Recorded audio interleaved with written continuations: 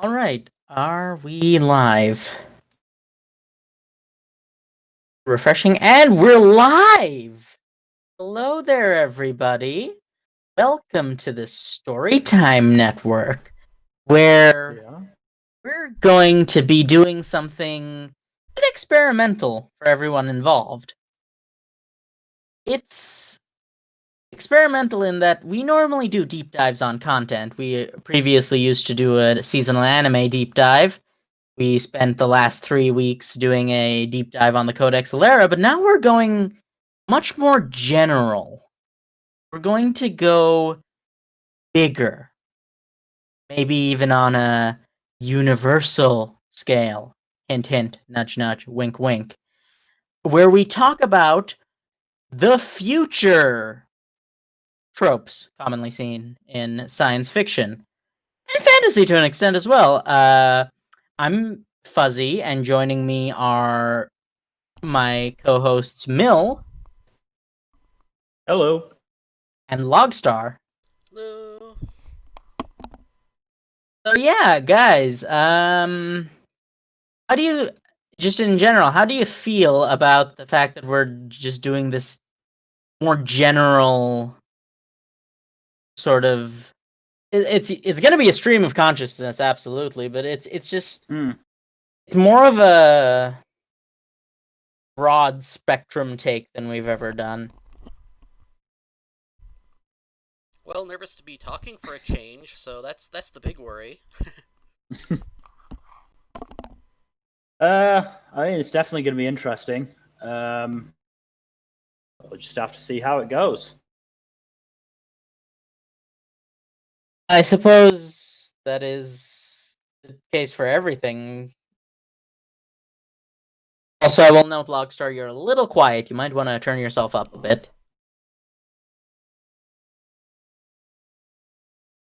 But, yeah, we might as well kind of just, like, jump it right in. Quiet on the stream, or is Yes, you're quiet on the stream. Your yeah. stream audio is quiet. Yeah, just Yeah. shifted it up. Is this better or a little more? One moment. Try talking again. Yeah, I was trying to think what I was like. Hey, I should try saying no, nothing embarrassing, nothing embarrassing. You're still a bit quiet, but we can make out. You might want to turn yourself up a bit more, but I think in the meantime we'll be able to hear you. I apologize for the technical difficulties. This is Podcast 101. It's not a podcast until you have technical difficulties right in the middle. Well, we're at least nearer to the beginning than the middle. So shall we just go around the table then and say, what are your guys' favorite, like, sci-fi trope? Just in a general sense. As it relates to, imagining the distant future. Or the near future. That's also a possibility that happens quite often. Well, I kind of like anything that only breaks physics a little bit. Just a little bit, where it kind of all makes sense in the end. You know, just that kind of physics-breaking stuff, where it just seems plausible enough, and you've reinvented the universe, sure, and gone through how that kind of breaking would actually go through. Always fun stuff there. So you're definitely on the more hard sci-fi scale of things. Oh god, yes. I just love when it's like you can see the internal logic going, you know? I mean, just it's like it's okay to have no internal logic. It's okay to have internal logic, but just never mix the two. You know, don't mix them. Make up your mind. Yeah, that is one of the biggest pitfalls a lot of authors fall into, is just this idea of flip-flopping between internal consistency and throwing things to the wind. I will say it can work, as we will talk about on our Cradle podcast when we talk about Will White's Cradle and how flipping things on their head can just make for a crowning moment of awesome. But at the same time, it's definitely one of those things where if you do it wrong, and most people do, it just takes you out of the story. Mill, how about you? I mean, consciously, I probably don't have a favorite trope, just because as I'm a history graduate, and so I tend to focus on the past rather than the future. But thinking about sort of the shows that I enjoy that do sort of that are set in the future, so Red Dwarf, Firefly, Futurama, probably distant future is recent past. Because Firefly is obviously a space western with all of its, with all, the amalgamation of, Western tropes and space tropes all together. Futurama is obviously sort of, yes, there's a lot of future stuff, but there's a lot of references to 90s stuff as well. And Red Dwarf is a 80s British comedy, which very much sort of, it shows its age at quite a few points, I would say, in some of the technology it has. Does it have these little tiny handheld devices that are almost like a computer in your pocket? No, but it has because it was obviously set, or because it was obviously made in the 80s, they use VHS tapes rather than like discs. And at one point, they do actually, in a very meta special, they get sent to, I think, some like 2010, go into a shop and see DVDs and completely confused. And they have to sort of hand wave it saying, yes, DVDs were quite popular around this time, but then everyone realized how easy it was to scratch them and damage them and lose them under stuff. So we just went back to tapes. Oh no. Of course, I mean, I'm just gonna bring up one weird thing that might be something to go off of later, but I just was thinking with like Futurama and Red Dwarf. I always have fun when you look at some of the comic things, where it's like, I mean, let's use this weird tech. Let's see what people are actually doing with that, and it usually ends up something horrifying and hilarious. But then when you think about it, it's like, that's actually probably closer to what would happen than any of the utopian stuff. Because we're people, so that's what we do. That is what that it do be like that sometimes, as the kids like to say. I think, I don't know. I'm hopelessly out of touch with the youths. I'm technically one of them, and I am as well. Hey, it took me this long to accept yeet. You were a bit late to the yeeting, I will say. Who says I've actually accepted yeet? I have, but it's grudgingly. It's like, yeah, it's grudging, there's definitely. worse things than yeet, right? Like, it could be so much worse. Let's just be happy with what little solace we can find. So, that being said, I guess this is a very it does seem like a prescient. How do you? That's one of those words that I always see written down, but I never actually say out loud, so I don't know how to pronounce it. I think it's prescient. I think Prescient. Yeah. I think. Yeah. So it's that because history does have a tendency to repeat itself. Like, I know it's one of the oldest lines in the book, but like, sometimes the oldest lines in the book are just like true. Because people are dumb. That's really the... And refuse to listen to historians. I should know. Yes, you should know. And it's basically just like, yeah, that's kind of just how it is. People just are dumb and don't listen, even when they should. And just don't pay any attention to the mistakes of the past.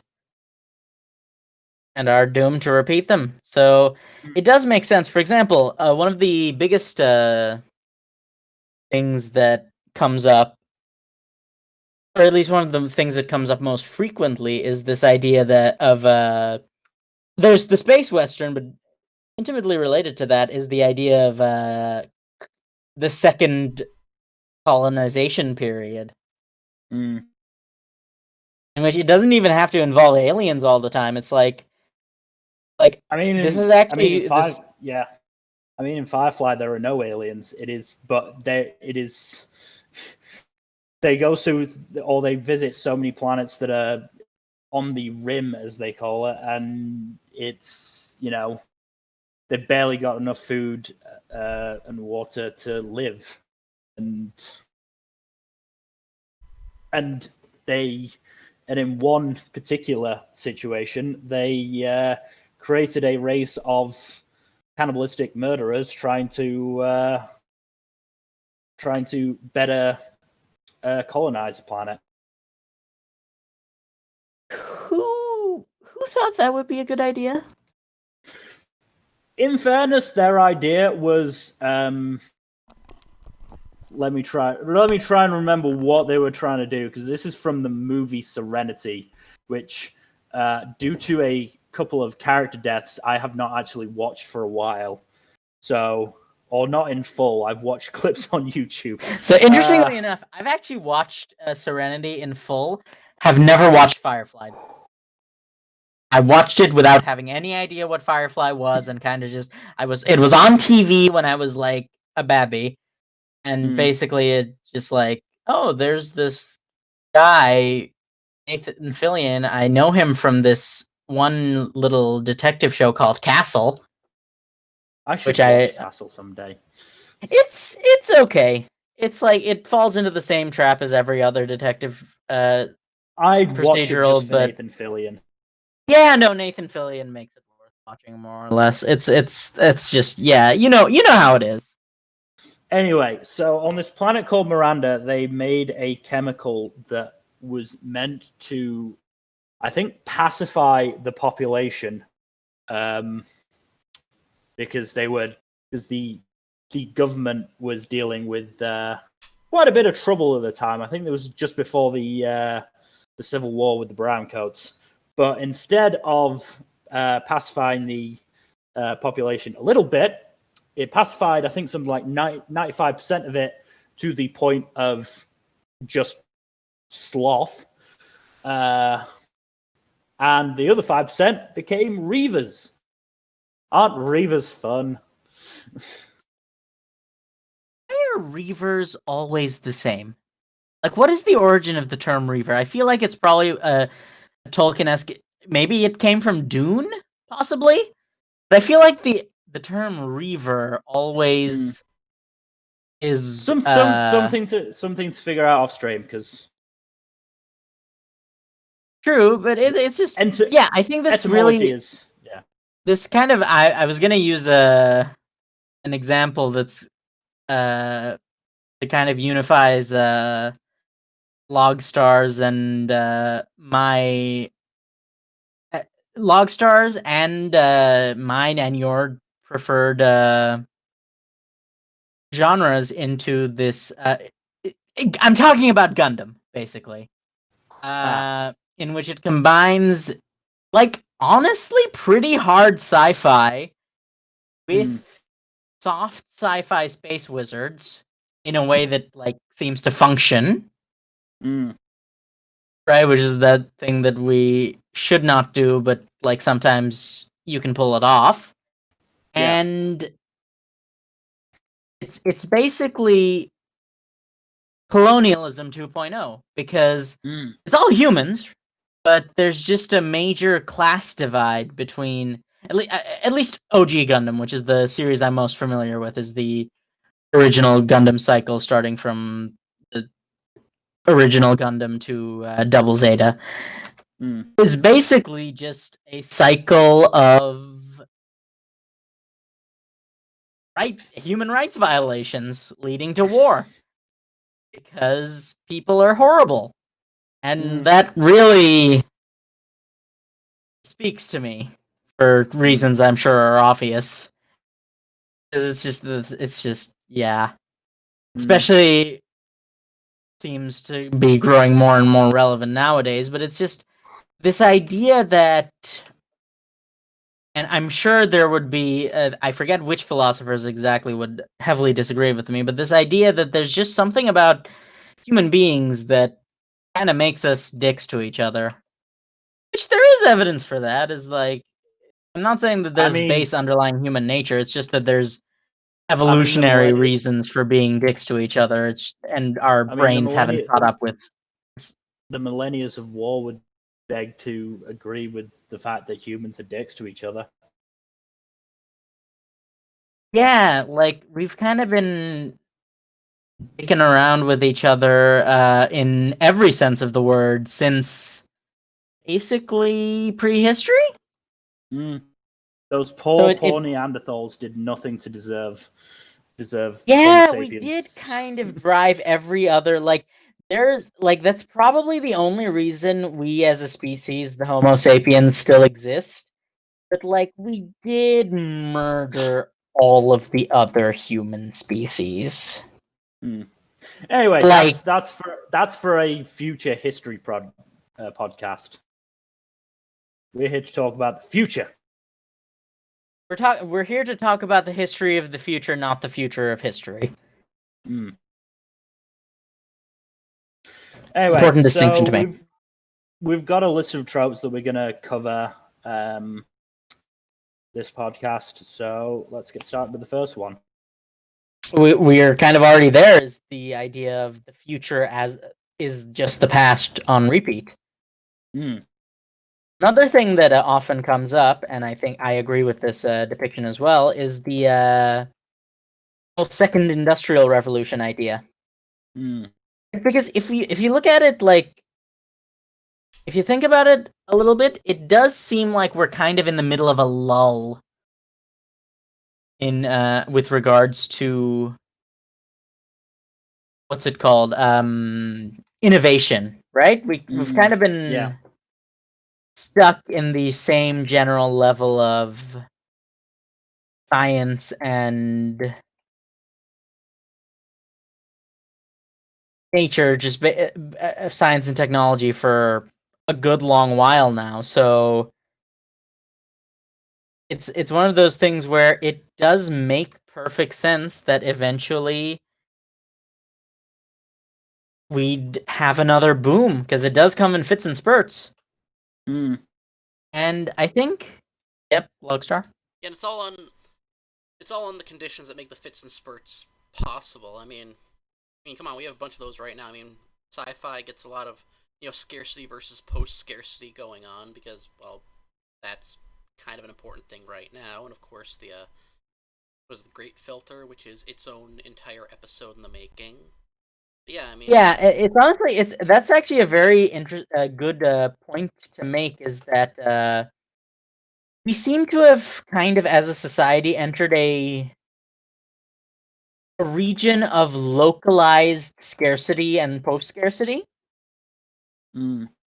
And I feel like that's something that comes up a lot, is that so often, and what's funny is usually it's not the humans that are that, right? Like, there's so many stories which kind of is just like Mass Effect, for example. It kind of goes on it kind of does jump onto the human exceptionalism train to a certain extent, in the sense that human beings are regularly seen as, in fiction as well, as these imperialist, extremely efficient conquerors and expansionist society, simply because that's what we've been doing throughout our history. And this idea that any aliens we meet that do not evolve like that would be at something of a disadvantage is something interesting to think about, because, like, do you think so? Like, do you think, on average, fiction is something you can agree with or not? I mean, it very much depends on who meets who first. Because it'll very much depend on who has the better technology. I mean, if aliens come here, then they've clearly got the ability to travel in space, far better than we do, and therefore will have a higher level of technology and would likely be very capable of kicking our butts if they really wanted to. Assuming that, of course, they have the same primal urge to build a hill and kill anyone who comes near it, the way we do. If we manage to get out to space and meet aliens there, aliens who perhaps haven't been able to make it in space, then yeah, we probably will be able to take them over. At that point, our technology will just be that much more efficient. I mean, that's the story of war, isn't it? And the story of colonialism and imperialism is the place with the best technology, especially in terms of killing people, is the one that generally comes out on top. Oh yeah, I mean, and with all of that, there's also, the we. It's all about really who the we is. Also, I mean, who they are, because Yeah. I mean, let's be honest. When the crafts start going places, we're really not gonna have too much of a say in any of it. It really gets into who's making the decisions for everyone in any given society, and that, well, it doesn't really take too many people making any given decision if they're in the right place to make something happen. That is a good point, is that it does seem like a lot of the time... Wow, this is just turning into like a political philosophy podcast, huh? We really should have seen this coming. It's the I future. don't mind. Who knows what's going to happen? Oh yeah, when it gets further down the list, we'll see what happens. Oh, absolutely. The last 3 points are very, very ethically and philosophically charged. We should probably alternate, shouldn't we? Possibly. But yeah, I think something that just... There are... Let's not be all doom and gloom. There are parts of this that do somewhat appeal to me, in the sense that familiarity is a very important thing, isn't it? In all works of art, is that I believe Jim Butcher praised it or at least his writing prof, and when he passed on his own that writing advice is, I don't know how this is pronounced or if I'm saying it right. Verisimilitude, something along those lines, is just basically just how relatable is it. The answer is often quite relatable. I mean, that's the thing. We could meet alien societies that are so incredibly different to ours that we can't even imagine it. And that's the point, that unless somebody imagines it, our media is going to be, what is familiar to both the writer and to the audience. And that is really one of the biggest... The human imagination is really one of those things where it's an incredibly powerful tool, don't get me wrong, but it's also limited in a lot of ways, in that there's a lot of things we can't imagine, and we cannot imagine that we can't imagine them because we can't imagine them. Again, we're getting into philosophy here. No, I feel like that's more of a human brain state sort of deal, but yeah, it's the sort of idea is basically... Well, I mean, it's the question of, does it exist if you can't imagine it? And history seems to suggest yes, but at the same time, we don't know for sure, do we? Oh yeah, and really, verisimilitude, all of that. You just have to also remember, yes, it's just practicality in being an author, right? I mean, you want to do something that different? Well, can you publish 18 books on it, so by the end, if people actually read through, they'll get it? Because you're not going to do that in 400, 500, 600 pages. You're not going to be able to pull that off. I mean, that is the other thing, is that, I mean, my mum and my stepdad have a friend who is a crime writer or crime novelist, And she said that she was given basically different sort of estimates, let's say, for different genres of books, and fantasy is always the highest that she was given because generally you have to establish a whole new world, and that is so incredibly difficult without relying on people's knowledge of the world. So a lot of times people will go with just a general sort of medieval vibe because it's what the audience will easily understand without having to read 200 pages of exposition on how things work.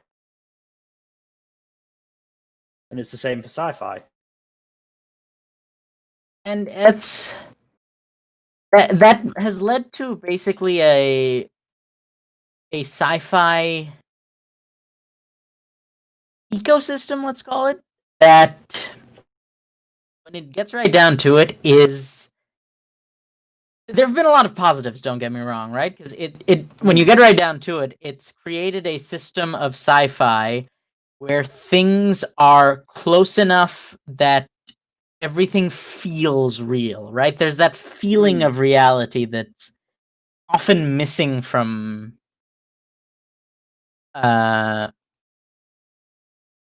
certain genres simply because it's not relatable enough, right? But at the same time, it also kind of limits how much you can do with a given story. And that's why so many authors fall back on this idea that history repeats, so let's just do the past but in the future. And it's not like that's a bad thing in and of itself. It's only bad when, I suppose, we should this seems like an interesting route to go down. When do you think this trope is bad? Because we've kind of talked about how it can be a good thing. In what scenarios do you think this trope falls short? I mean, in a sense, it's laziness. It's the author or the creator not wanting to try and sort of think up something more inventive, and so falling back on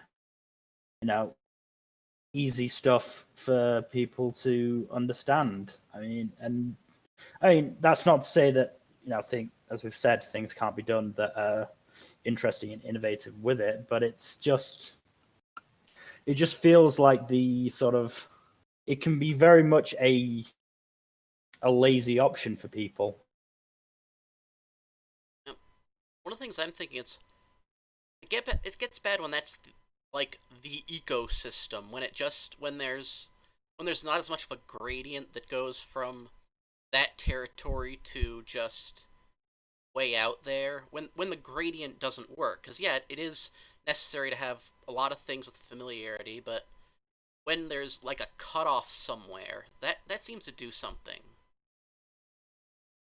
That does make sense. Like, and I think that's one of the important things is always it's fail to expand, like Logstar was saying. If you fail to like have that travel along the route, then you get to a scenario in which you're just repeating history without having any sort of commentary or learning from it or any sort. It's basically just, you might as well be reading a history book at that point. Right? Like, you might as well be reading historical fiction at that point as opposed to sci-fi, because while, yes, the idea is that it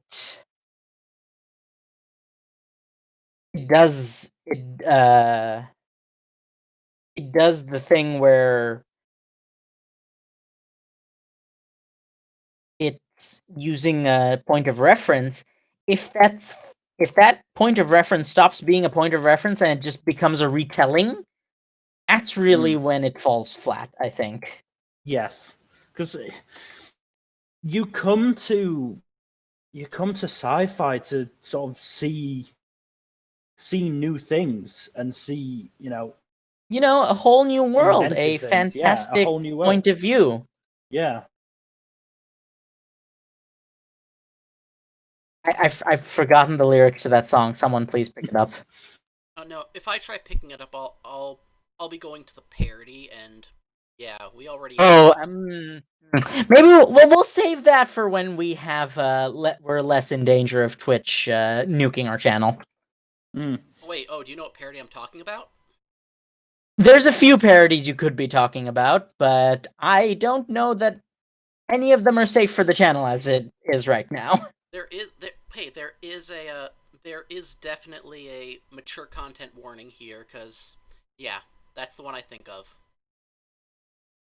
Yeah, so to backpedal from that potentially dangerous topic, I think another thing that this is obviously going to be much more subjective because, it's kind of how the ball rolls sometimes. But sometimes you find a history is like sometimes it gets into like red pill territory. You know what I'm saying?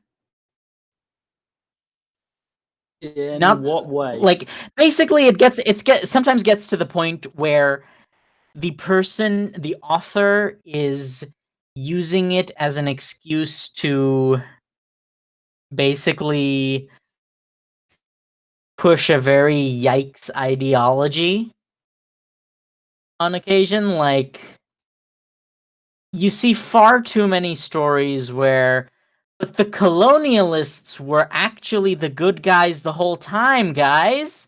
And they saved the primitive species. It's like Star Trek definitely ran into this problem quite often. Yeah. In the Oh, definitely. Yeah, stuff that goes sometimes straight quote-unquote bio-truths material. Ugh. Just hearing that makes me kind of Yeah. That's the thing that often can fall flat, and sometimes it's not even conscious, right? Like there's often storylines, especially the ones involving canolaism. Canolaism is bad, guys. It's like not the good fats. It'll completely wreck your cholesterol. But yeah, basically the idea is that when an author lacks that like extra layer of self-awareness, that's when the danger starts coming in, right? I'm not saying danger in the sense of, oh, this is gonna get people in trouble, but in the sense that people forget that media is an incredibly powerful force. And it has a fundamental effect, especially media that is consumed by the youths. It has a profound effect on the potential development of their minds, and it's very scary to think about, like, how many ways that can go wrong.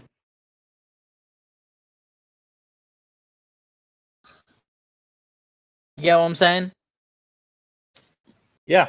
Oh yeah, I just don't know how to respond to it.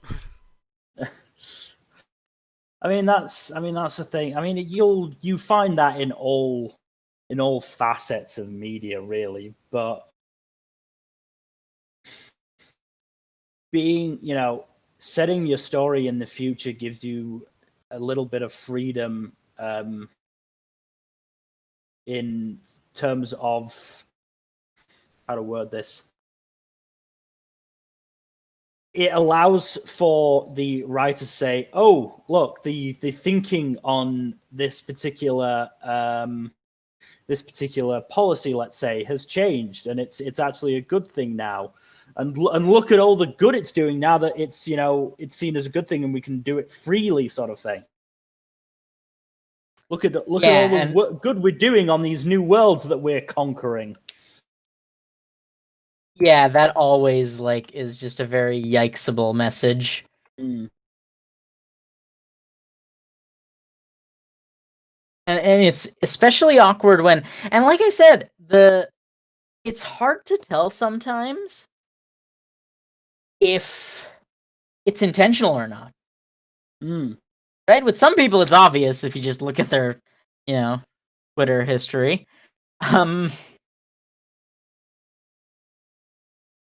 mean that's the thing. Again, we're getting into history topics here, but history as a subject is so History taught in the Western world that a lot of people come out of their history classes in high school and obviously don't go into college and university, but come out of it thinking like that.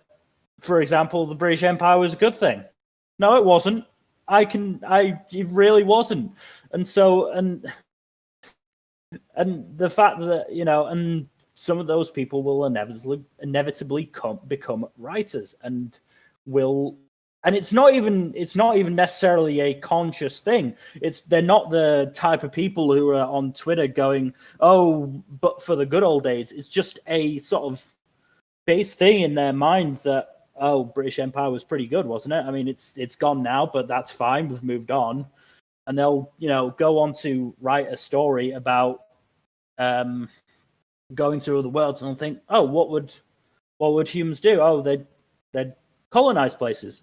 Well, is that a good thing or a bad thing? Well, British Empire was pretty good. Why wouldn't it be a good thing? And that would be the thought process I would have to think, not being one of those people. But yeah, I personally think it comes down to the substandard nature of teaching history. But which you are perfectly allowed to rant about as the resident historian. That's my soapbox. That is one of the things that I will rant about at length. Yeah, so your soapbox is so let's go through our soapboxes real quick. We should have done this earlier, but your background is in history. Mine is in basically poli-science psychology. Logstars is in physics and math. And Jack is also psychology, and Ens is like the chemical stuff. Biochemistry, I believe. Biochemistry. So it's kind of like we all have our own like soapboxes based on our educational background, and I think that is a reflection of what we're talking about. Actually, is that how different would our particular views on this be if we'd gone into different things, if our backgrounds were slightly different? Yeah, right? Though I will say, one of the good things with science things is kind of amazing when you look into a theory of complex systems and suddenly you have this totally different view of economics and politics and all of that. It's like, oh, people are actually putting numbers to it successfully, and oh, this is scarier than I thought.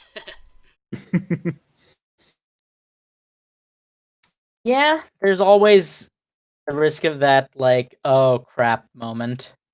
And I'm sure we've all had those, but the most yes? I mean, finish your thought, because I was going to move us on to the next trope. Yeah, the most relevant ones, I think, are just whenever you look into a future that goes into pandemic tropes, and you're oh, people can never. People are not going to be this stupid in the case of a pandemic. Oh, no, you know Plague. You know the game Plague. their lowest setting is casual, where it's like people won't wash their hands and they won't listen to scientists, and they'll congregate in mass huddles, and it's like, that's crazy, that'll never happen. Wait, what's happening outside my window? Oh no. Yeah, we're gonna see a lot of fiction that's very different very soon, thanks to everything. Yeah. I mean, come on, I've even seen the Twitter jokes about, about like zombie apocalypse and people like running to the zombies just to show the libs that it's not a real problem. Or, Jurassic Park. People have died there, but it's no big deal. We'll keep opening this park. Yeah, it's like disaster fiction has made its has been long decried as being unrealistic, but what we're finding out when we're in an actual disaster is that it's actually incredibly realistic. No, it's unrealistic in the other direction. Yeah, actually, because like people tend to behave much more reasonably in disaster fiction, and that's just horrifying on like a spiritual level. Anyway, let's get on to a more positive topic. Let's get on to lasers. I like lasers. Laser beams are nice. It's obviously it is not a future setting if there are not lasers somewhere. Oh yeah, though there seems to be too much just shooting people with these big fat lasers you can see, and I mean there's so often they don't have enough of the like lasers absolutely everywhere being used for absolutely everything, because I mean even now we're looking at that. I mean, come on. Like lasers, all things considered, are kind of terrifying.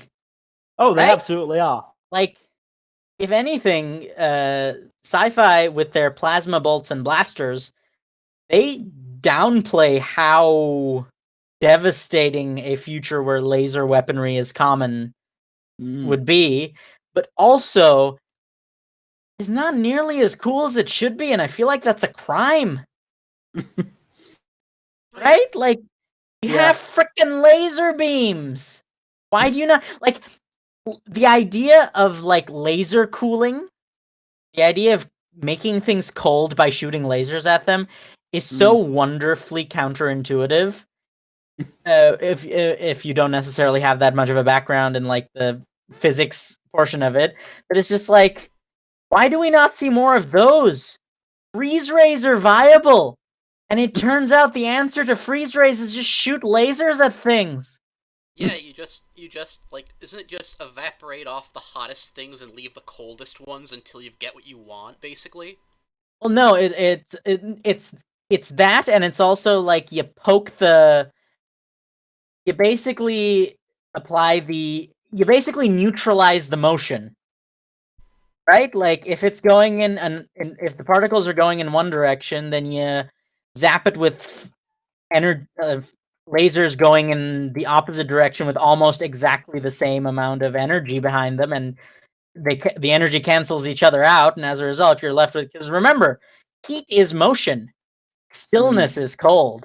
So when you make things slow down and stop moving, it gets real cold real fast. Okay, that's actually cooler than the... Nope, that was not a pun. Just forget I said that. It's already happened, Lonestar. There's no taking it back. I feel so terrible. Okay, anyway.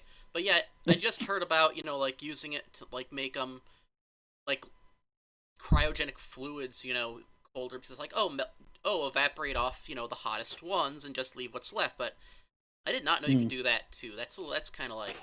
that is fun. That's sci-fi. Right now. Granted, we can only do it to, like, individual atoms now.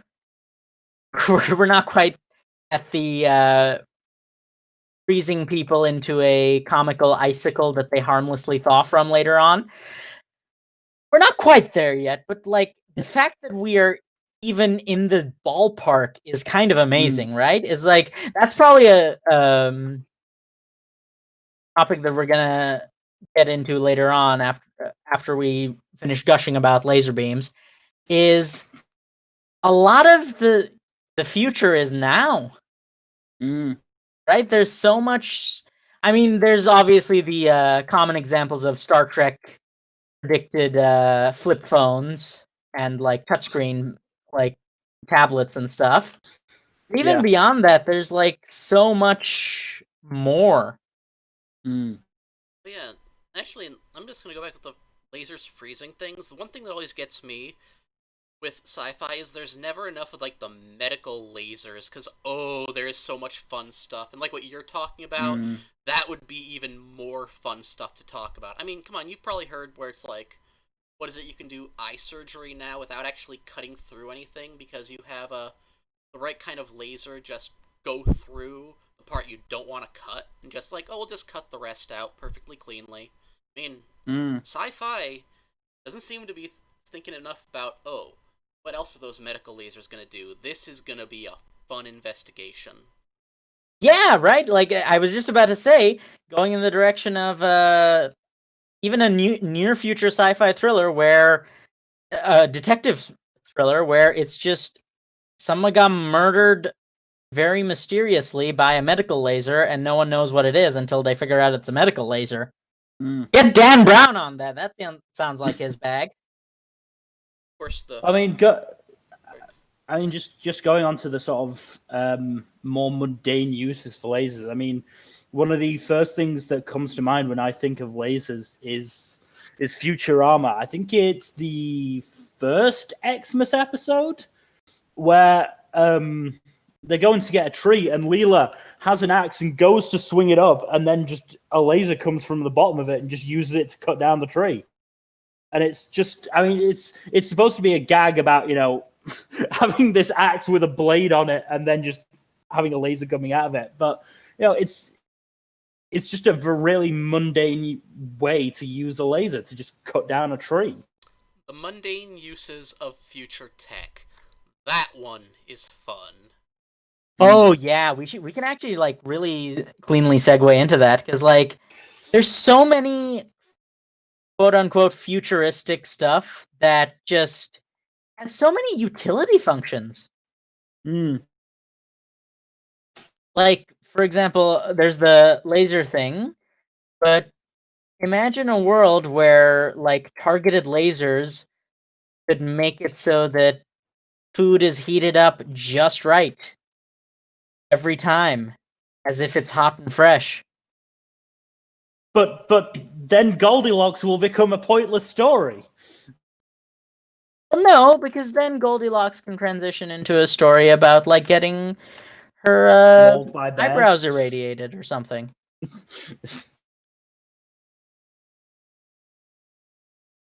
And worst case scenario, you can just have her use a laser beam to like shoot the bears. But I want the bears to win. Goldilocks, let's be real here. Goldilocks is very. So I was gonna say British, but I feel like that comes off as an insult. But like, I think you know what I mean, right? Please, I'm sorry. It just. I mean, she walks into a house and decides that it's hers. That's pretty fucking British. You know, I'm glad you said it, so I didn't have to spell it out. But yeah, it's just like. What else? What are the interesting uses you guys can think of? I mean, again, like just something mundane that you'd love an easy solution to. I mean, again, it's going back to Futurama. It's the fact that they've got this giant spaceship that works on literally like unimaginable tech to the point where the creators who were constantly putting in sort of like science in jokes, maths in jokes, decided to basically not really give it a proper explanation of how it worked. The fact that they're using that spaceship to deliver parcels for basically it actually segues into my wish. You have any idea how much more convenient deliveries and stuff would be if you could just teleport them everywhere? Like, and that also gets around the whole, the idea of if we teleport, are we dead? Are we killing ourselves every time we teleport? And then a clone is replacing us? But like that very neatly gets around that by just saying, you know what, let's just only teleport the non-living things. Right? Just like, can you imagine getting like a pizza directly out of a wood oven in Italy or Chicago? Well, I mean, where I am, Look, yes, we get it. You're from New York. God. How do you know if someone's from New York? They'll tell you. They'll tell you. How do you know when someone's from Britain? They'll try and take your house. Look, how do you know when someone is from Canada? I'm They'll sorry, say I can't think of eh? it at the moment. You see what I did there? I tried to do the Yeah, thing. yeah. Yes. Okay. But you didn't like follow through on it fully by saying a at the end. Look, we don't all say that, okay? But I did find somebody who said it in Canada. It was hilarious. Look, just because I know a lot of people who say it doesn't mean that's all of us, okay? Like, I swear. Anyway, mundane uses for technology. Let's see, what else is there? I just think of weird incidental things. 'Cause sometimes I'm like, it's just those incidental mentions they use. I'm gonna use a shameful one, where I'm like, I just like the fact they came up with this explanation for something totally mundane. Bad anime alert. Bad anime alert. I'm just thinking about using. Look, you watched us on FMK. You know what we're about. I'm just using. I'm just thinking about using technology, and it's like using that to describe like air gear, and it's like you're going there, huh? It's like yeah, well, just a micro technology, and it's like, well, I couldn't think of a more mundane use for high technology than making rollerblades fast. This is kind of mundane that I just love it because it's just like it's the dumbest thing, but that's why people would do it. Speaking of dumbest things and bad. Speaking of dumbest things and bad anime, I have to say this again. I don't actually know if this is the future, but I sort of have to think it is. Space Fisher waifus, or to give it its proper name, Between the Sky and the Sea. It's definitely the future. Well, they fucking send people into space to go fishing because all the fish in the oceans have been like fished to extinction, I guess. But they send people up in rockets to go to some, I don't know, space station or like fucking other planet that they've just set up an aquarium on to go fishing on, and then they come back with like maybe 2 or 3 like big fish, and it's just like, how is that cost effective? Are they at least super space fish that are like 19? No! Okay, so they're not like 19 blue whales each size. I mean, they're big, but they're not like huge. Man, if we can go into space, let's just put like, let's just put the blue whales that are now extinct, bless their souls if that sort of thing exists, for blue whales. It's like, man, just like make them like that big, then 3 fish are all you need, right? I do. Oh, you want mundane? The mundanity of like stupid levels of mundane. I got you right there. Cloning and lab grown like custom made stem cell technology. Eating exotic meats. Right? Like I really want to try turtle, but I hate the idea of murdering turtles. Just grow it in a lab. Well, I mean, Doesn't even have to. Sorry. No, go on. I mean, that one's just a good idea anyway, but so I mean, we're gonna be there soon enough. And that one's actually kind of just useful as a whole, It's just a bonus that some people will be like, I'm gonna try some mammoth just because, Yeah, because we do technically have mammoth DNA. So we can manage to clone a mammoth, but like by extension, I really want to try like elephant and like rhino, the big game stuff. I mean, clearly, John Hammond was missing a step in that he made a theme park with his cloning technology instead of a gourmet restaurant. You're right. I feel like no, I feel like John Hammond. I feel like his thing was it was definitely he was not thinking with the upper brain, if you know what I'm saying. He got Do you mean very he wanted excited to about. fuck the dinosaurs? I mean, you said it, not me. So how long until celebrities have their own special lines of steaks? Oh my God, you're right. People Hmm. will pay out the ass to eat Brad Pitt. I know what I said. I'm not taking it back. Anyway, moving on. I had a feeling it would do that, but it was worth it. I want to move on from that topic. Look, it could be worse. I don't know how it could be worse, mind. We'll find It out. could be worse. Yes. I mean, I mean, the technology to fly to just make flying cars. I mean, that's fairly mundane use for to be able to fly. Yeah, like without can we talk needing, about massive yeah? jet Can engines. we talk about just like the idea of flying cars in general? Mm. Like, it's always so dumb. Like, we never talk about the accidents, even when the flying cars are totally manual, and it's always like, why are that is the flying? one. That is the one thing that Futurama does. There is a lot of flying car crashes. And that's a good thing, but like, But like, that's also because Futurama is a parody of the general. if future Futurama tropes. is a parody and a deconstruction, it's a very intelligent deconstruction. Yeah, it's the deconstruction. It deconstructs the fantasy, and in cases like that, in the process, they find the reality. Yeah, that's a very elegant way of putting it. Is just that, like, flying in general. Yeah. No, go ahead. You know what? But going back to mundane uses, especially jet flying technology stuff, I want to see 3-dimensional sports. Right? Can you imagine like football?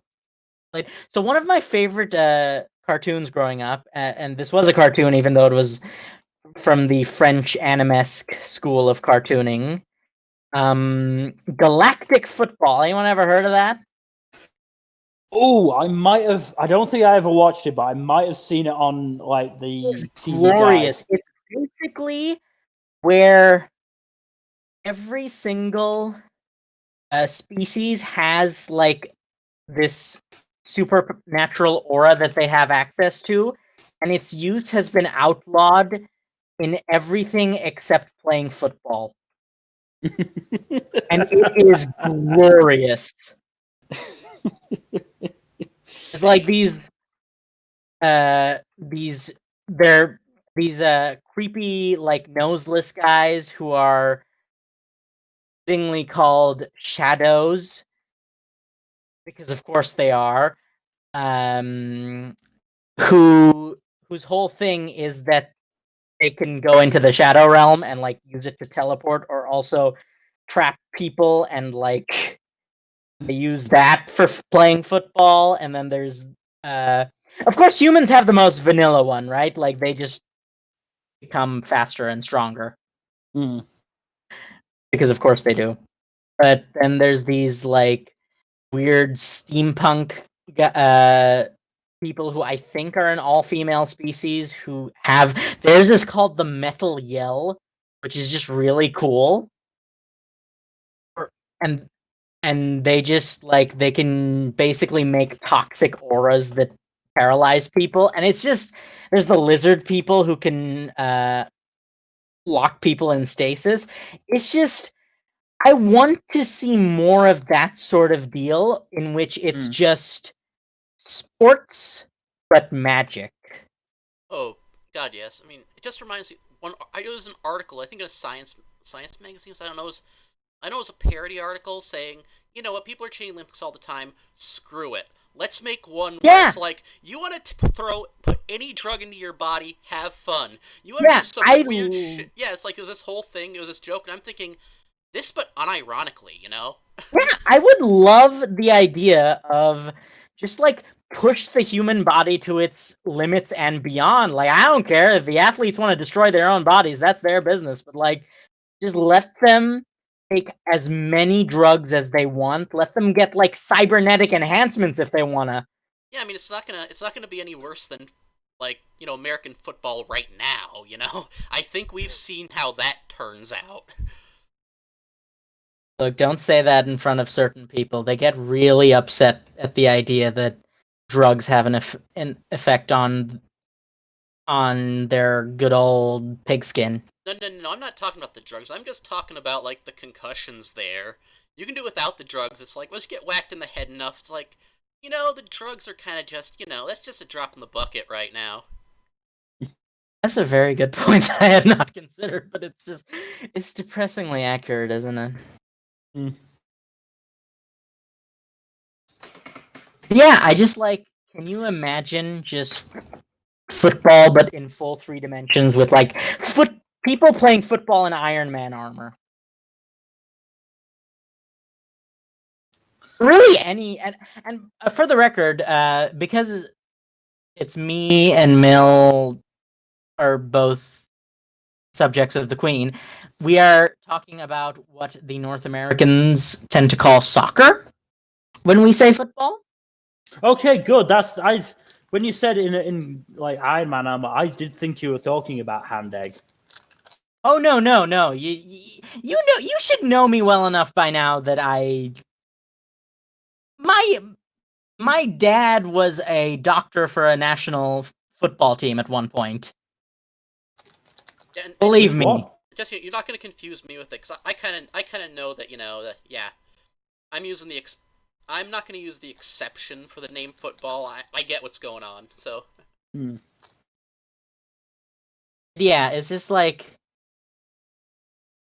yes, but can you imagine? I would recommend you check out Galactic Football. It is in fact, it's France. Remember, it's French, so when it says football, it means actual football, not hand egg. That's good. Of course. That definitely explains why I might have seen it. Of course, 3-dimensional football always gets me. It's for ideas like that. Because it's like, the only reason we hit anything right now... I mean, just think about how hard it is to do anything in 2 dimensions already. I mean, if it weren't for gravity, we probably wouldn't be hitting the ground that often, so...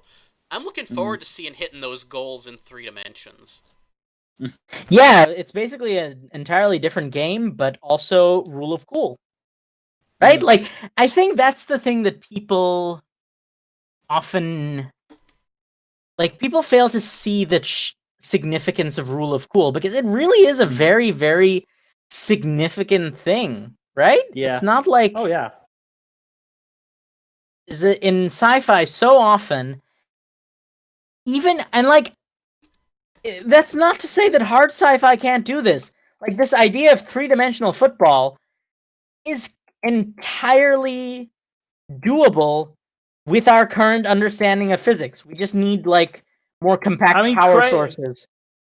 Create a fucking dome with oxygen in it on the moon, and fuck it, you've got, you know, bouncy football. Just playing, zero gravity sports. That's also something that I've seen in a few things, but it's usually there's so much you can do with that like I feel like there's so many missed opportunities. Oh yeah, it's like it's impractical. I don't know. I don't think it's even rule of cool. You can put that in hard sci-fi because we're pretty impractical. Look at some of the things we spend money on. Have you ever been to Las Vegas? I mean, that's the thing. Just because it's, you know, it's scientifically accurate doesn't make it any less cool sometimes. That's the thing. Like, I'm saying if it's possible, right? If it's impractical, we're gonna do it because we like doing crazy, just impractical things all the time. That's totally our wheelhouse as people. It's basically human nature, isn't it? And it's like, quote Ian Malcolm, you thought more about whether you could and not whether you should. Well, except in this case, the should is yes. I mean, yeah. I mean, it's more about the first part of the quote. It's you are thinking about whether you can actually do this or not. And the answer is often yes. Like just to demonstrate how cool science is, we can shoot laser beams at things to freeze them. We have freeze rays already. The only problem is that it's on a small scale. You can only make it work with atoms at the moment, but that's not to say that it can't be like expanded, because it's just a matter of computing power. Like figuring out the optimal laser pulses to send out. So yes, it is perfectly possible that the only thing that's stopping you is computing power, and eventually you can just start shooting frickin' laser beams at things to make them cold. Hey, and Can you imagine just like we see so many instances of superpowered characters like heating their drinks with their magical powers? Can you imagine how useful it would be to have like a can of Dr. Pepper and it's warm, and warm Dr. Pepper is poison, and you just like shoot a laser beam at it and it's like nice and fresh and cool. Just insert your cold beverage of choice. It's like, think of the beverages we could cool. yeah, it'll start. Oh man, I can see where it'll start even. I can picture that being like, you know how they have like at bars they'll have like those special Jaeger taps, those nice showy taps. Man, if you had the drink cooler, if you were showing the lasers doing their thing, that's like a centerpiece right there. You're right. You just slide it under a laser beam. You can probably pass a you'd add like a colored laser, because usually the lasers are going to be invisible. That's one of the things I think that turns people off from the realistic depiction of lasers. Is like any significant laser beam is not going to be in the visible spectrum. Yeah. Oh yeah, though. But oh, I will but at the say- same Sorry, but at the what? same time, that's easily fixed with cosmetics. Oh yeah, and also, I mean, then there are the times when they should be using invisible lasers and they don't, like the assassins and the murder lasers. Man, why don't you see more invisible lasers for that? Yeah, you think that with their profession being like killing people in a sneaky fashion, they'd like. Well, it gets into the idea. That's another discussion of people who are supposed to be sneaky are usually not in fiction. I mean, there is a whole subgenre of assassins who, when they're sneak attacking, will yell some variation of an attack name. You can say anime, Mel. It's fine. This is a safe space. I mean, it's not just anime, is it? It's mostly anime. It's a lot of it is anime, but it happens in other mediums as well. So yeah, as it turned out, I'm gonna be honest, guys, I was a bit worried about this episode, but it turns out, yeah, we have a lot to talk about, which is always a good thing. It's nice to be pleasantly surprised like that. Do we want to go on to one of the more ethically charged topics? Yeah, let's. We've gone about half an hour on each one, so we can probably go a half hour on one of the more depressing topics, and then cap it off with something we can gush about and just in general, not want to die over. So I'll let you guys take your pick. I mean, we've got. I mean, it's stuff like robots, clones, uploading your mind to anything really, be it a cloud or the internet or stuff like that. So I mean, these are all potentially very, very Minkus. Mm-hmm.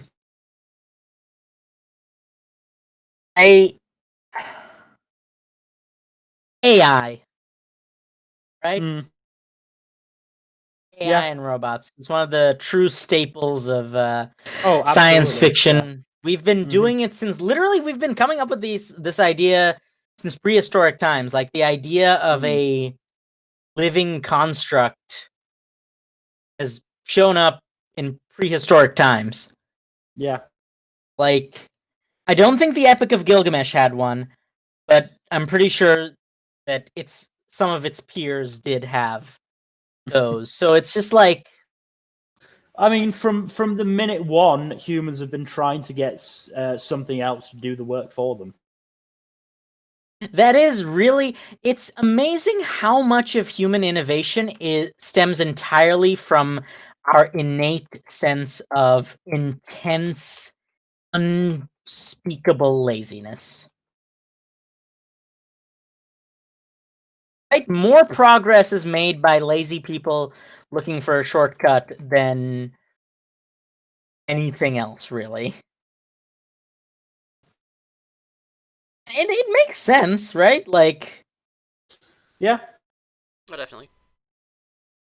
but there's just so much to unpack there, right? With when it comes, like, it says something when you can just bring up the idea of AI, and people basically know what you're trying to say. Yeah. Mm. Right? It's I mean, just like, it helps that in recent times the focus has been less on. Well, I mean, to be fair, in general, robot media has been about the robots, going out of control and sort of that. But we've also had a lot of ethical dilemma media of is it right to sort of create something for this sole purpose and just have it do this and then sort of not and then be surprised when it decides, hey, when we've given sufficient enough intelligence to think, maybe I don't want to be doing this for the rest of my existence. And considering I'm in a metal body that can be repaired, it's going to be a really long existence.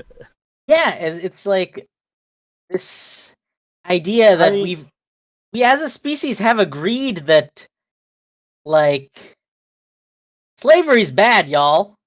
For the most part, like, there's a few outliers that should really be, stuck on an island somewhere, just whacking each other with rocks. But for the most part, we have agreed that slavery is bad. Yeah, so it's just like, and yet people seem to be, there's this layer of separation, this layer of othering, which is a very important topic in most media in general, or in most studies of human sociology in general, because this idea of othering, us versus them, has perpetuated to the point that we can see completely, and this extends to alien species as well, right? But this idea that we can come across this completely sapient species with their own will, their own hopes and dreams, their own loves and sorrows and ambitions, and we just don't care. We just happily, because it's more convenient for us, we just happily would enslave them, even though we've agreed that enslaving people is bad. It's disturbingly easy for human beings to stop thinking of any entity really as people. And it's just that, honestly, in a lot of it, it's just, you have to bear in mind that for a lot of AI in fiction, they're really not true intelligence, right? They're not true sapient beings. Like Terminator, the obvious, like, codifier in many ways. Terminator is not a story about like Skynet isn't really a person. Right? It is a program that has decided that the most efficient. It goes down to the example of the stamp collecting robot, but that's just kind of its own beast. But the idea is that Terminator is a sympathetic character because it is more human, and especially in Terminator, well, in Terminator 2, obviously, but this idea of what is the line is really the question, right? Yeah. What is there some arbitrary point in which we say, okay, this thing is alive now? But is like it gets into the deeper questions of what is consciousness, and at its core, it gets into the idea of, does creating this thing give us the right to do with it what we will? I would say that the answer is, to me, no, but that is very much seems to not be the common point of view. Really shouldn't surprise me, but like, thoughts, guys? You know, It's a very, very sort of difficult question. I mean, because if you give something sentience, but also, program a love of, let's say, doing chores into it. If it then chooses to do chores because it loves to do that, is it right to let it do that? Is it? Yeah, that's a very interesting point. It's like, would it be crueler to not let it do that?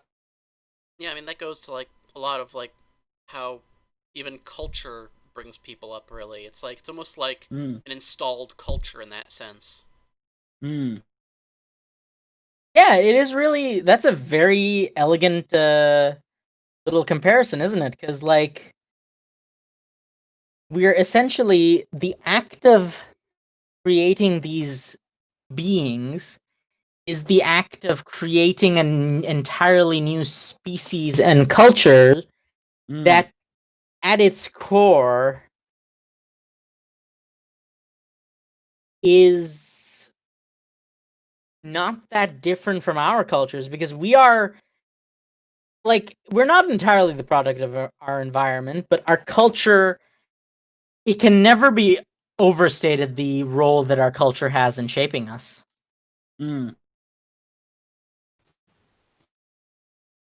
So, what do we do? Like, let's use the example that I think a lot of people think of is, especially in certain fandoms that we frequent, robot waifus.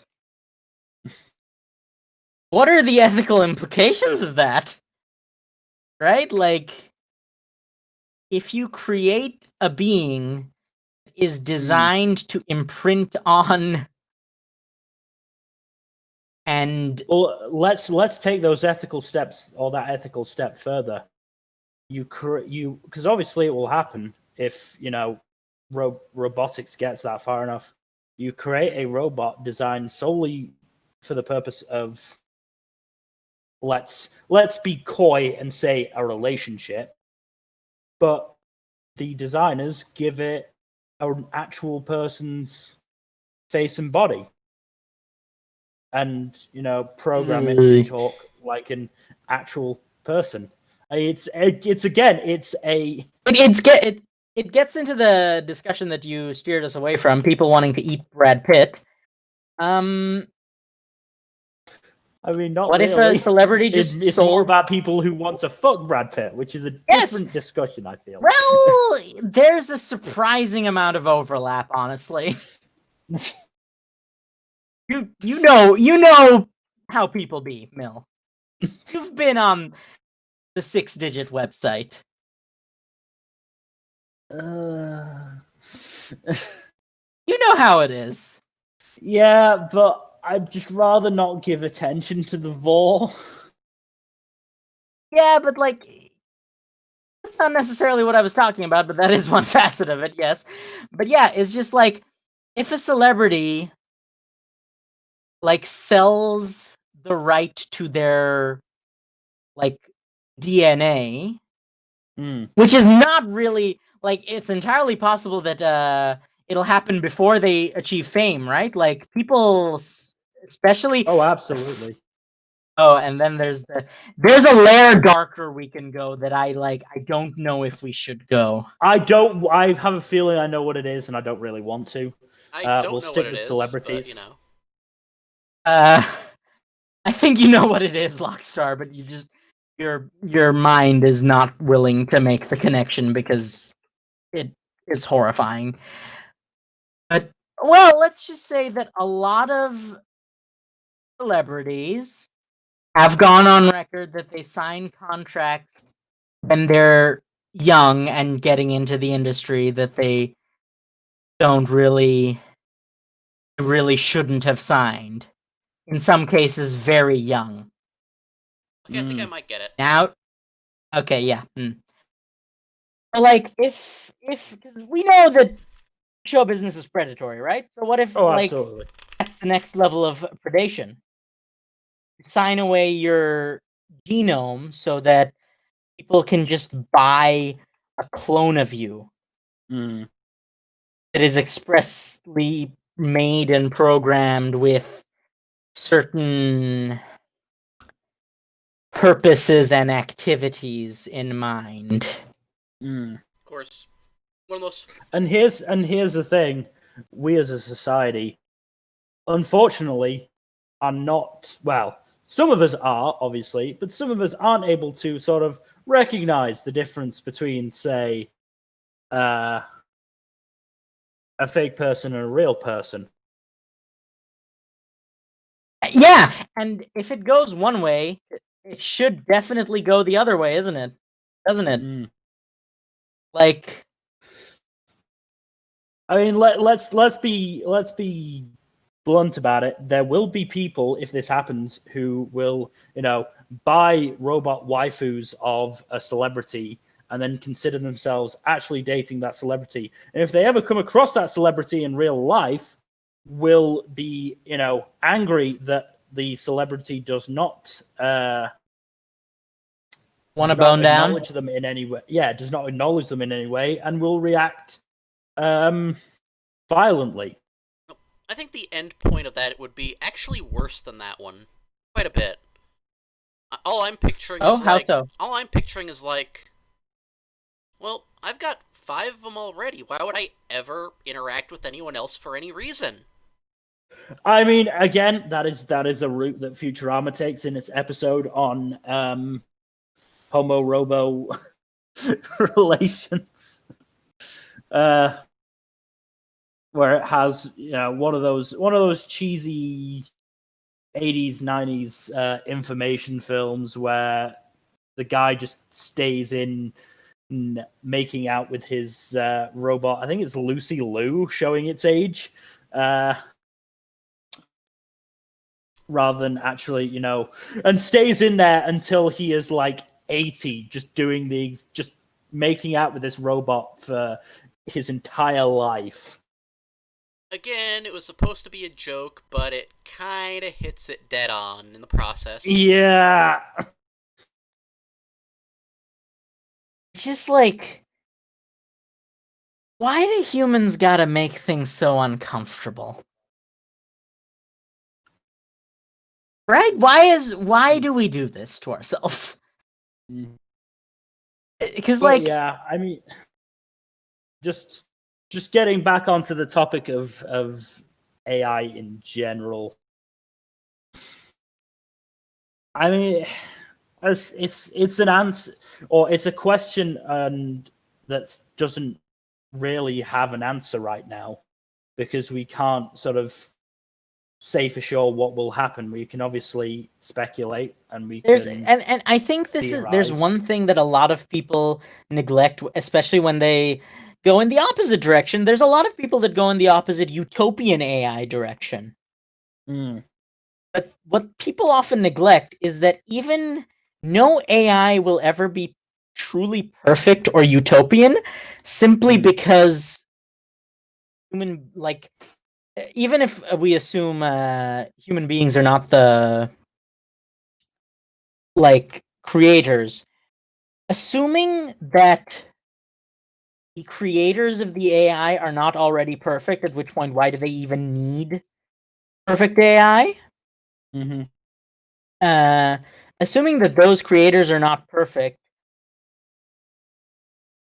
there will always be inherent flaws baked in to whatever AI you can construct. Yeah. And I you mean, won't look at even know what technology those flaws nowadays. are. Yeah, look at technology nowadays. They do things that we can't properly predict. Look at laptops. They'll crash when we do something wrong because that we just didn't know it would do. I mean, Logstar's a programmer, so he knows. I'm sure you have some stories regarding that, right? Well, I think I've made everything crash in some stupid way at some point, but man, either way, you still need to even go. You can have a really tiny amount of information and still get the whole issue you're talking about. I mean, you've probably heard about the evolution simulators, and I mean, this does tie into AI doing things we don't want it to do. You've probably heard of the evolution simulators creationists still play with, trying to disprove things, and it just makes the evolution point even more. You know those? Yeah, I believe I'm vaguely familiar. But there have been ones that I think what it was basically trying to do certain calculations. Then it's like, okay, let's kill off the ones that are doing the calculations and try starting again. And of course, what they find is, oh, they just rewrote themselves, so they're still doing the thing. It's just they got away from getting killed. I guess these tiny little information systems won again. And that's how it works on a tiny scale. Imagine just how fricked we are. Oh, that's the point. Yeah, but oh yeah, and I'm sorry, I just saw this, but with the AI and the general, just to go back to the earlier topic just a little bit, yes, there's plenty of attractive but poor people who would sell their likenesses and their genetic information, and also the genetic likenesses and genetic information of their dependents and children, because of course they would. Like we do live in a world where you could reasonably sign away your firstborn. Yeah, well, I mean, haven't they already had some court case that basically ended as you don't own your genetic code? Yeah, the HeLa cells. Right, that's the biggest example in the mainstream right now. Is HeLa cells are? I want to make sure, because it's a kind of a tragic story. What's her name? Henrietta Laverne. Yes, Henrietta Lacks. So she died in 1951 of cancer, cervical cancer, and the hospital took her cells, those cancer cells. Those cancer cells are still alive, and they are functionally immortal. And they're used in stem cell research and cancer research. And basically, the thing is, her family and her estate has tried to say, hey, you guys are profiting off of the cells of our dead family member. At least can we get some of that? And they're like, and the court ruled, no, you don't own HeLa. She died, and even if she hadn't died, she wouldn't own these cells. They're not hers. They belong to the people running the experiments now. Yeah, so you don't really need to make a deal. You just need to get someone who can get someone's cells somehow, and you're set. You don't even have to pay people for the likeness. Woo! Yeah, you can literally people can start dumpster diving for genetic material, right? Like used coffee cups, used all sorts of used all other C words. Yes. Well, to be fair, they only get they don't get a complete genetic picture from that. They only get half the genes. Anyway, moving back off of that topic. Before I'm tempted to make an even worse joke. Oh, no. Because what? Let's move on. I've seen how some of your jokes where the dark places your mind can go. let's move on. It's already depressing enough. So going back to, again, technology working in ways that we can't even imagine. Red Dwarf, the android mechanoid Crichton had nanobots to basically repair himself. Oh no! Yes, and they were fucking sentient. And eventually, they decided that just hanging around Crichton was boring. So what they did is, while the rest of the crew were off in a different ship exploring something, the nanobots just took control of the main ship and led the crew on a, I think probably decade-long chase or something. But just because they got bored, which is something that I doubt the creators of Crichton, who gave him these nanobots, could ever have imagined happening. and I don't think anyone really Here's the thing: there's a board for AI safety because people who actually know what they're talking about really, really are trying to emphasize the idea that we have to be very careful with AI. Mm-hmm. But there's also a board for climate change awareness, and we've seen how well that goes. Mm. So, yeah, it's probably a bit too much to expect that anyone will actually listen to the warnings of the people who are trying to prevent the human race's extinction, because they already don't. Why would they for something that's potentially even more profitable? Mm. And of course, it doesn't take many people ignoring it for things to happen. Yeah, it really just takes Papa Bezos, please don't ban us off Twitch, being like, hey, just don't say his name 3 times or it'll summon him. Oh no. Oh no, we're not ready for this. Will it be him or will it be a copy? Yo, no, we don't know how many of him there are. And how does the soul connect? It's bold of you to assume that a soul is involved in I was gonna that say. individual. Yeah, that was one of the obvious jokes. You set it up. Assume that his soul hasn't been so long since sold. Which also does tie into one of the other ideas, but we'll get to that one. Well, maybe not. It's again, that's a whole other discussion that we could probably spend an entire I'm gonna be real. I was worried we wouldn't be able to fill time this time. It looks like we're still gonna have a lot that we would have liked to talk about and will not be able to talk about. Yeah. I mean, that's it's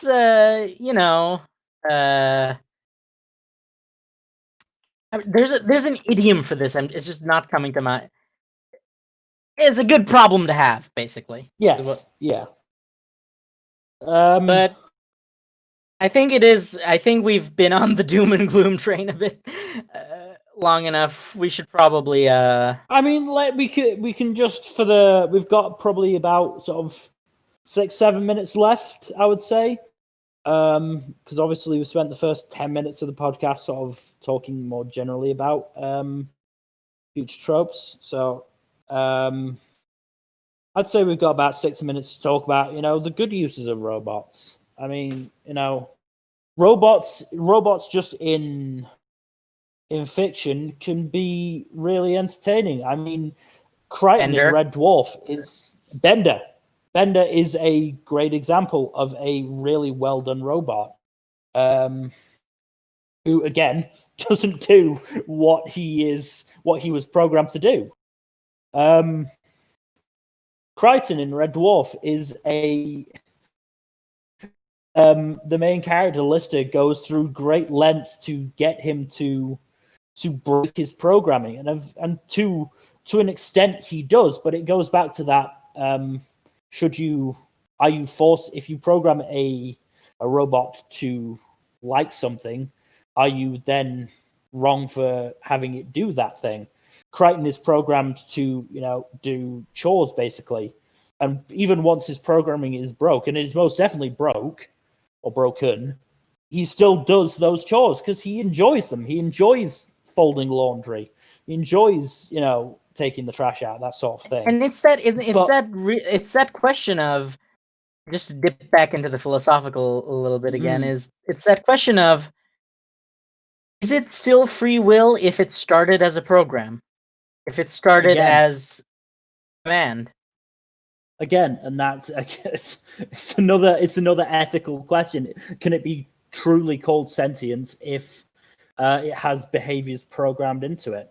Which, of course, still already goes back to us anyway, which people also don't like thinking, because that gets even worse, and that's why. I mean, again, right? we as a species are programmed to with survival mechanisms. Does that mean we have sentience? Yeah, because so much of human behavior is predictable and on a large scale, of course, it's predictable, and more than anything, the emphasis is that the mechanisms that drive humanity essentially are at their core not things that we really choose. They're kind of just how evolution is like. So in what way are we as a species different from bears? Because, like, yes, you can argue that bears they do exactly what they're programmed to do, but, like, so do we, right? Yeah. We've started trying to break away from that, of course. We've certainly tried. That doesn't mean we're, like, anywhere near, like, successful, right? Like, that's one of the biggest things that's causing conflict in the world today, is that we are still acting according to our programs, despite those programs being obsolete. We're basically, human beings are kind of like we're trying to run Windows 10 on, like, a Pentium 4 PC from 2002 with 500 megabytes of RAM. Right? The software is there, right? The social thinking, the critical thinking, the culture is there, but the hardware just isn't there yet. We're moving too fast for evolution to catch up, and as a result, our hardware is just horribly subpar. Oh yeah, and and the AI things, the robot things makes that discussion a lot more difficult. Of course, I do have one other way to make it even more difficult if you want to know. Go ahead, might as well. We're here anyway. We're just like, actually, yeah. This one ties into this one could also be used for, like, transportation things, any mind uploading things. It's like, so okay, you have your AI. What happens if you just, I don't know, ship a Theseus it out? What do you do then? What do you count things as then? Oh yeah, because, like, oh no, it's because, like, oh god, the ship of Theseus. Oh no. To be fair, we also what's a ship of Theseus? So the idea of the ship of Theseus, or were you asking what it is? Yeah. So the idea of the ship of Theseus is that this guy has a boat, right? He loves this boat. Right. One day, one of the planks gets damaged, so he replaces it. Next day, another plank gets damaged, a different one, so he replaces that one. Eventually, he will have a ship in which there is no parts remaining of his original ship. Is it still his ship? I mean, you can use that logic on humans. We replace because we ourselves do. We have a whole new body every 7 years? 7 years or so. Are we still the same person? To be fair, so there's both a counterpoint and a point in favor that I wanted to bring up, is that actually it was thought until recently that was not really the case for the human brain, and that's what really caused the continuation of consciousness, is that the human brain built up to a point and then deteriorated, but it never swapped out. But we've recently discovered that no, we do in fact, our brain also, it does it at a much slower rate, but our brain also kind of has swaps out cells every so often. I mean, the argument that would be against that I could see is that what makes a person is their personality, let's say. But I challenge you to find somebody who doesn't change in 7 years, or however long it takes for the brain cells to change completely. So again, yeah, how much of that is circumstance and how much of that is just this might be a different person? Yeah. See, the thing is, I'm having fun with that one in the whole AI robot thing, because I just imagine the whole thing where it's like, I'm just gonna get some enhancements. I'm gonna get a couple more. I feel great right now. Just keep getting them. Then it's like, oh, looks like the brain part died. Uh-oh. Huh, that's weird. And then it's like, you just got Ship of Theseus, and I think people are gonna have fun trying to figure that one out. I mean, again, I keep going back to Futurama because again, it's Futurama is an excellent piece of media. Yeah, right? It's had episodes on all of these fucking topics, but there is an episode in the newer seasons where Hermes is mugged, and as a result, he starts basically giving himself enhancements so that he's able to fight back. Eventually gets to the point where the only thing left is his brain. And, he still considers himself Hermes because he's obviously got Hermes' brain. But nobody else does. Nobody else considers him Hermes. And it's only when he demands that he has a robot brain put in that, that sort of clicks and it comes as a part of a beautiful harmonization between Dr. Zoidberg and the gigantic meat puppet that was Hermes that Dr. Zoidberg is voicing. Don't ask how he's harmonizing with himself. Just accept it. Look. There's infinite potential. Yeah, that's basically the Ship of Theseus in a nutshell. Yeah. And it's just like, I mean, the Futurama writers are clever enough that's probably the. That is exactly what they were going. No, that is absolutely. Yeah. I would not be surprised if they hit like 6 different references to the Ship of Theseus in that episode. Yeah. And yet, I just want to gush about Futurama more, but obviously it's not the stream to do it but Futurama is just really good. But also, okay, so to go on to the side of robots doing good, it is theoretically possible that a sufficiently advanced AI that is truly capable of, like, let's say, the caveat is that this AI has to be willing to, like, not destroy humanity. Let's say you have to create an AI that will not, like, in any way harm humanity. By some miracle you succeed. There is a non-zero chance that AI will just look at the sheer stupidity of the human condition and just be like, how about I don't do that? Right? Like, it's not impossible. I mean, that's the thing. If you create a truly sentient robot AI and have them look at the world right now, there is a very, very good possibility they will look at the world and go, I've got it. The issue is humans. Time to solve that issue. Yeah, that is the most prevalent one, but it's also like there is a chance. It's not a big chance. It's not a good chance, but there is a possibility that the AI will realize that it would just be perpetuating the issue. Like, okay, let's be real. How do you think this scenario changes if you just show this AI the entire body of AI related media? right?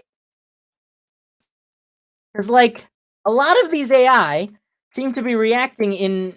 So either it gets very good at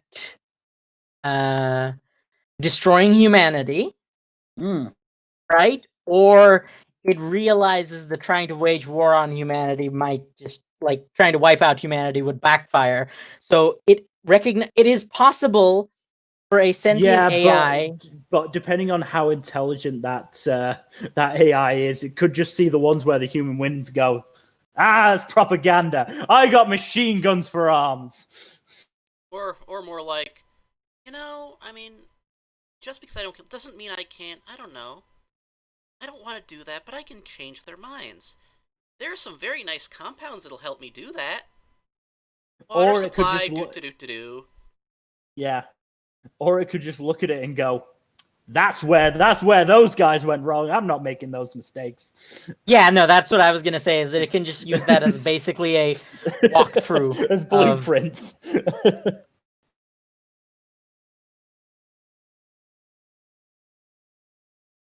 But yeah, there is a chance that we're not absolutely fudged.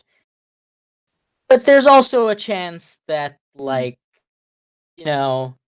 aliens will show up and be nice and, like, just, like, give us hugs and kisses and cat girls.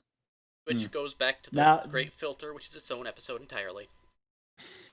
And just to finish off the robot topic, the one thing we should never, ever, ever, ever do is create a robot Santa.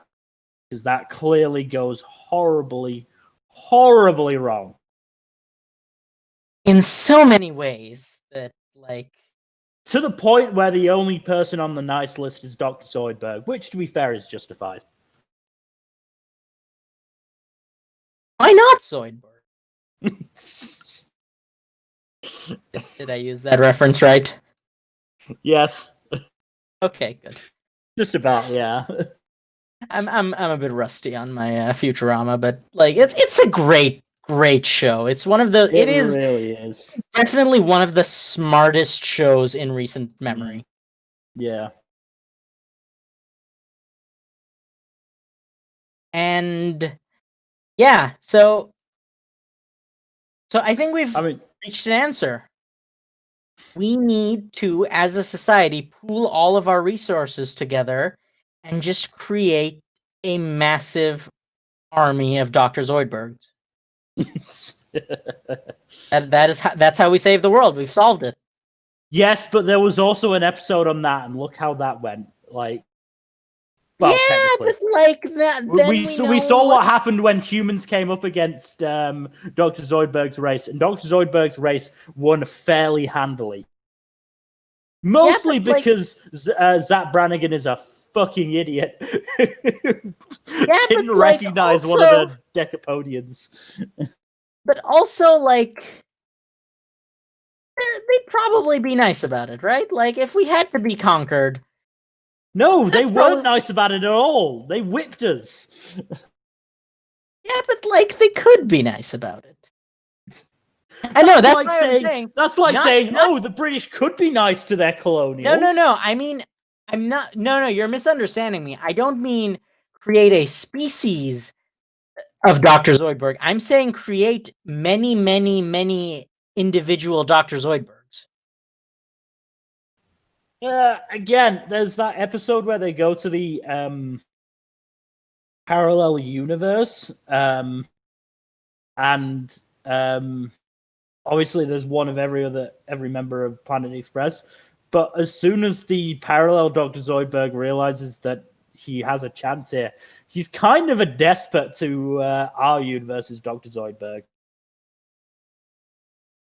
Yeah, but we just have to make sure to clone the nice one, then. Or just, I mean, just forget Zach Brannigan's more like he's there as more of a media figure than someone who actually does something, right? I mean, he just does it badly, but it's, like, good for the cameras sort of stuff, right? Zach Brannigan is scarily accurate now. He keeps his job despite his... like, literally, His Okay, go on. introduction is literally, how did you defeat the killbots? Well, I realized they had a set kill limit, so I just sent waves and waves of men into them until they reached them.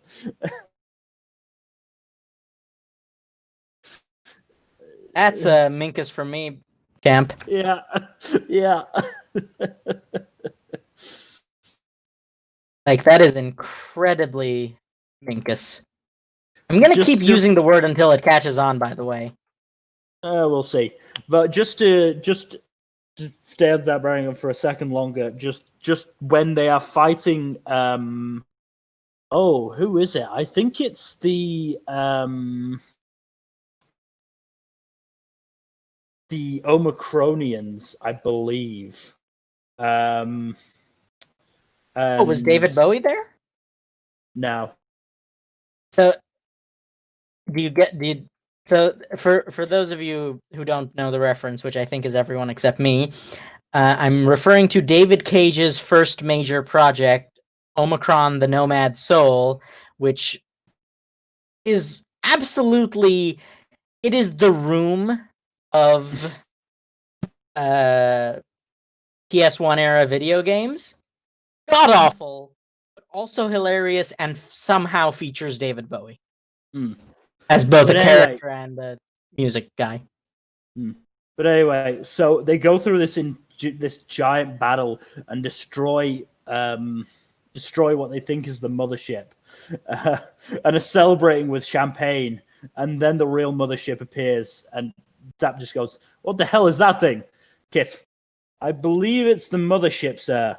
"Then what the hell did we blow up?" Looks at a screen. "The Hubble telescope." He just gets the most. Oh. And then it's just a little bit later when the mothership is completely destroying our army, Zap goes, "Stop exploding, you cowards!" This is like, it's too real at that point. It is. He is far too real at this point. And it has gone to the point where Zap's voice actor has actually done fucking Trump quotes in Zap's voice. And it fucking fits. Yeah, I mean, all the characters who are more like the media darlings and actually good at what they do things. Oh, there's fun to have with that as a topic. But anyway, I mean, we can move on to another topic, or we can. We've now got a lot of time left, so we should probably just do a quick roundup. Like, go into some of the other topics we didn't get a chance to cover. Just a brief overview. What did we miss? Yeah, Old Things saves the day. I mean, my example of that would have been, again, a lot of my examples are from Futurama, as you may have been able to tell over the past 2 hours. But mine would have been fucking the episode where they have to litter to create a giant garbage ball to send another giant garbage ball off track. Yeah, I remember that one. It's like, oh, and that new garbage ball isn't gonna hit us for a while, so hey, they can deal it's with not that our when problem it gets there. anymore. It's the problem for the next 1,000 years.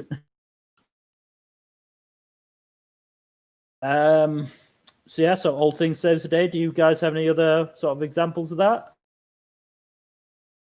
I mean, I'm gonna be honest, this is one of the ones that I'm a bit less familiar with, but I guess I mean, one of the most interesting, one of the funniest examples to me is one of the most simple solutions to, in Star Wars, in the old expanded universe, one of the simplest solutions to effectively using projectile ranged weapons against a Jedi.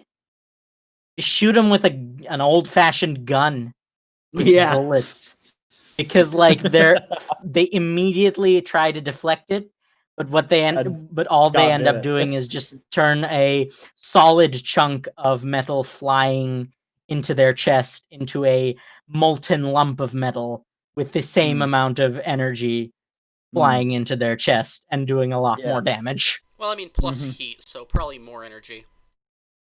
Yeah, so basically they just is one of the easiest ways to take a.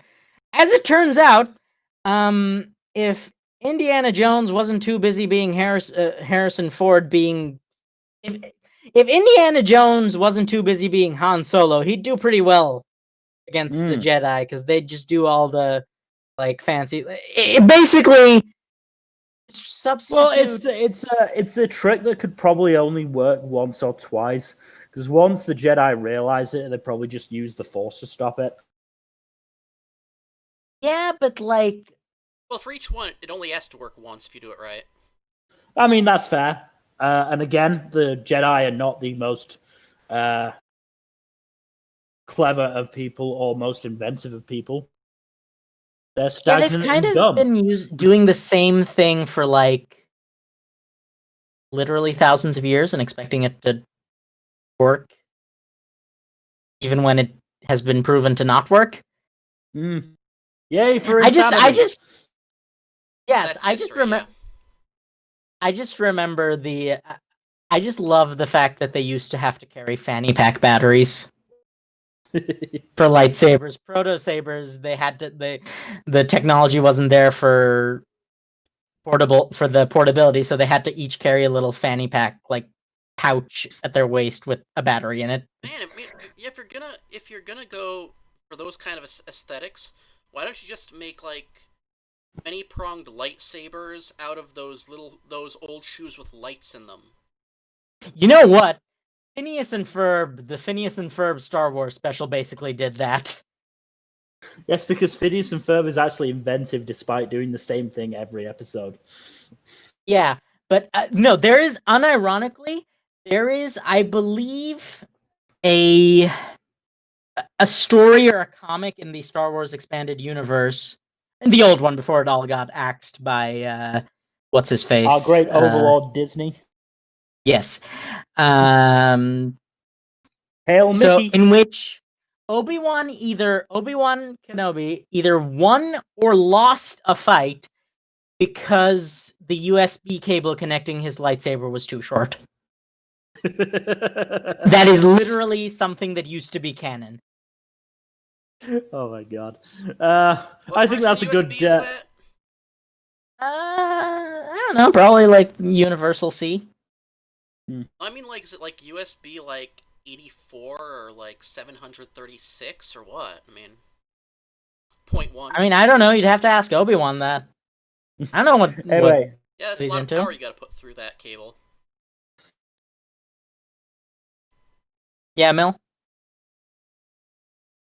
That's a good crowner for All Things Saves the Day. Yeah. Or Doomsday, possibly. The other one, well, we sort of got onto it. Transportation. Teleportation, Ship of Theseus. Do you die every time you teleport? Yeah, no, I think we ranted about flying cars as well, which is I think we did transportation decently. Uploading mine to the cloud, we didn't really do. We mentioned it a couple of times. I was going to ship a Theseus the hell out of that one, so I also feel like that could be its own episode, honestly. Very possibly. Or at least it's relevant to so many other things. Yeah. That we could probably squeeze that into another episode as opposed to this one. And the final one was ethics, which I think was mostly about clones. Oh yeah, it's not like we did any ethics or philosophy talk this episode. I mean, we did a lot of ethics on other stuff, but we particularly didn't do anything really on clones. Yeah, but the thing is, a lot of the AI ethics kind of do crossover with clone ethics. Because, a clone is basically just a sapient AI. Or, an organic, a lab-grown AI. It's an AI it's an artificial intelligence. It is an artificial intelligence. It's just made of cells instead of computers. Yeah, it's all in that cluster of biological and information-based ethical and moral questions that nobody is yet equipped to deal with. Speaking of nobody being equipped to deal with it, I will leave us with if I can find it in time. I will leave us with a very interesting thought experiment from PBS Spacetime, which is a channel I recommend for anyone who wants to like have their mind blown with science in a really, really in a really, really easy to digest way. Is this video that I will link in the chat if I can find it. There we go. I'm not modded. Okay, well, of this video about the fact that it is technically possible for there to be sentient, intelligent life evolving inside stars. Just wrap I that think Doctor around Who your did head. an episode about that. Yeah, but like, there's actual scientific basis for that. Because let's be honest, Doctor Who does what it thinks is cool, and any scientific basis is kind of a happy accident a lot of the time. Yeah, no, that's fair. But yeah, it's this Wiggly this wobbly, idea of timey-wimey. how would this work if we ever encountered a species that is literally their existence is forever inside a star because they're instead of DNA, they're made of collections of monopoles and quantum fluctuations. And with that, thank you for joining us, everyone. To the few people who actually watch this, thank you. It means a lot. And thank you to the people who watch the archives as well. Yes, we've been getting views on those, more so than we expected. And we hope you have a great week. We will see you again same time next Thursday with whatever topic we can come up with, like 24 hours before, because we really don't think this that far ahead. We thought this one pretty far ahead, I thought. Yeah, but I feel like that was the exception more than the rule. Like, you know how we do. Yeah, it was formally. I think we'll probably come up with something by the weekend. So yes, thank you everyone. Thank you Mill. Thank you Logstar. Thank you this stock photo of the universe. And have a good night. See ya.